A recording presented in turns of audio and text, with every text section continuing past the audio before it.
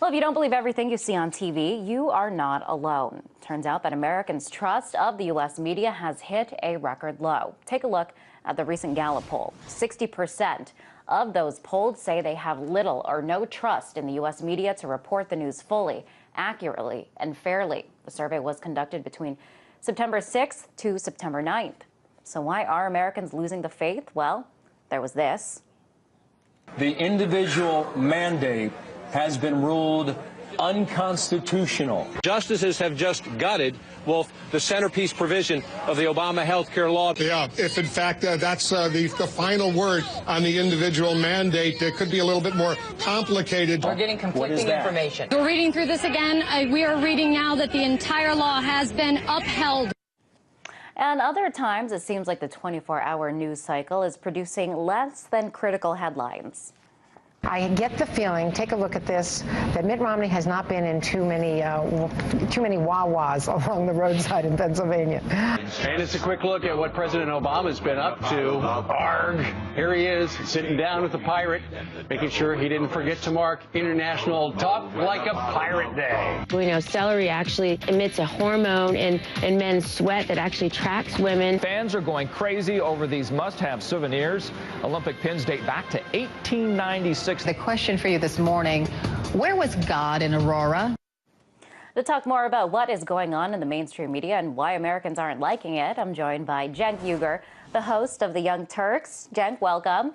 So we're seeing record lows now, record low approval ratings for the media. Why are Americans growing unhappy with the media? Well, because they're not getting what they want. They just want facts, they want the news, and that's not what they're getting at all. The biggest growth in dissatisfaction with the media and lack of trust with the media is in independence. And they're entirely right, because they see a media that just calls everything 50-50. In the old days, it was just a conservative saying, oh, there's a liberal media bias. Now what people are seeing is there's also a corporate media bias. There's also a media bias in favor of access, in favor of politicians who they want to come on their shows. So they don't aggressively challenge them. And people can tell they're not stupid. They look at TV and they go, oh, yeah, well, that guy didn't ask him any tough questions at all. You know, when all of America, at least 83% say that the politicians are influenced by money, how often do you hear in the mainstream press, Senator X or Senator Y voted this way or that way because he took money from this industry or that industry? You almost never hear that because, boy, that would be impolite to the politicians. An interesting thing about the findings is that the decline in media trust was driven by Republicans and independents. What do you make of that? Well, look, we know that the Republicans have been unsatisfied with the media for a long time, and they have their own purposes for doing that. Their propaganda unit, the Rush Limbaughs, the Fox News channels, don't want you to go to independent fact finders. They want you to listen to propaganda instead.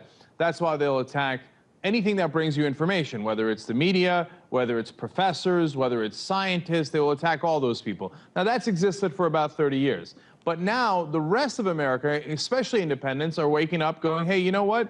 This corporate-controlled media isn't really giving me the actual news. They're giving me a watered-down version that's not critical of either party in a significant way. That's why independents are mad. And of course, Cenk, as you know, we are in the middle and the thick of things in an election year. And another thing, that this survey found, Americans are less likely to be paying attention to the news about national politics this election compared to back in 2008. Why do you think that is? Well, I think there's two factors there. Number one, they've gotten the memo that, unfortunately, our votes don't matter nearly as much as the money does. In Congress, 93% of the time, the person who wins has more money. So whether they're Democrat or Republican, whether they have a certain ideology or principles, apparently doesn't matter. The money matters. So eventually that gets through the American people, and they think, well, what am I bothering to check all this stuff out if it's decided by people like Sheldon Adelson and the Koch brothers for anyway? And they're not that wrong about that. And then second of all, there was a lot of people that excited in 2008 for change and hope. And then, you know, some at least saw what President Obama did, and he had some progressive priorities, no question, but overall did not bring the big change to Washington that he was talking about. So they tuned out, saying, oh, it turns out we're never going to get any change. It's going to be the same old system where the lobbyists and the donors win. So you think we're kind of seeing the post-Citizens United effect? I think so, absolutely. Now, look, remember, Citizens United is not what ruined our politics in the first place. It was actually a couple of decisions in the late 1970s that first said corporations have First Amendment rights and can spend money on politics. What Citizens United did was it took the roof off. It's put those earlier decisions on steroids. And it went from corporations being able to hire our politicians in subtle but overwhelming ways, and that's why our system was corrupted in the first place, to now simply buying them at an open auction, and everybody's perfectly aware of it. It's legalized bribery to the highest extent. That's why the average American thinks, well, what difference does it make? The guys are going to make the decisions. They're the ones that matter, not us.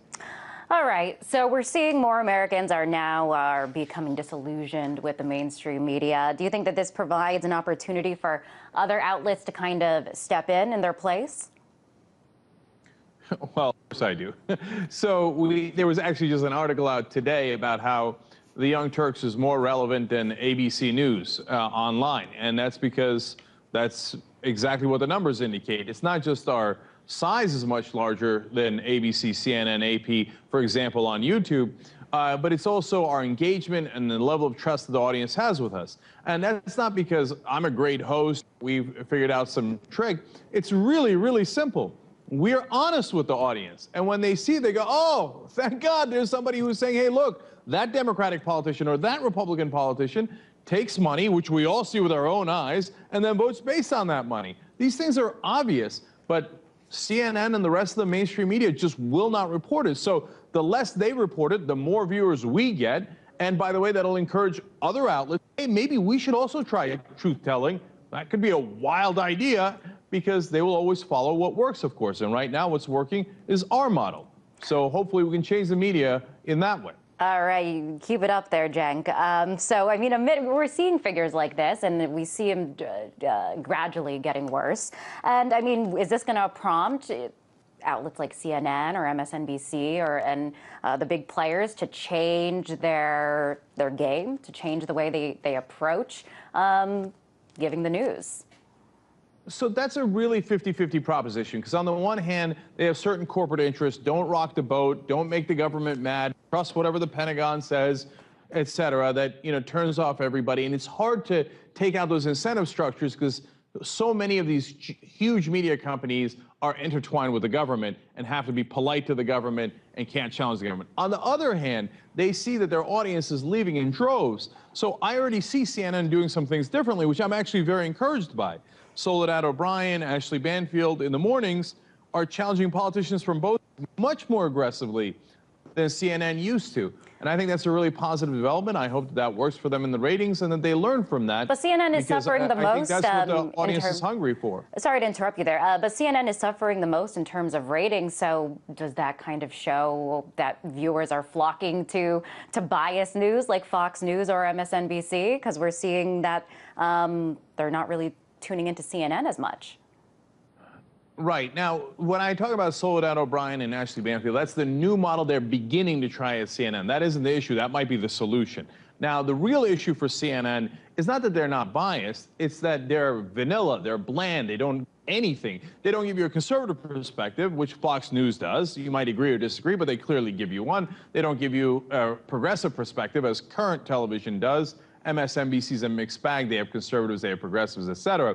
But CNN, they also don't give you the news. So what they give you is the Pentagon says this, Democrats say that, Republicans said that. Why, thank you very much, Mr. Stenographer, but that doesn't really help us with what is the reality. I mean, drone strike. There's a news out today. Stanford and NYU did a report together and found out we've killed hundreds of innocent civilians in Pakistan. The Pentagon says, no, we haven't killed any innocent civilians. And the rest of the press, including CNN, dutifully report the Pentagon says we have not killed any civilians. And we are. No wonder nobody trusts you anymore. That's right. And we are going to be talking about that in depth in just a few minutes. Cenk, pleasure to have you on the show as always. That was Cenk Uygur, the host of The Young Turks. All right. Thank you so much.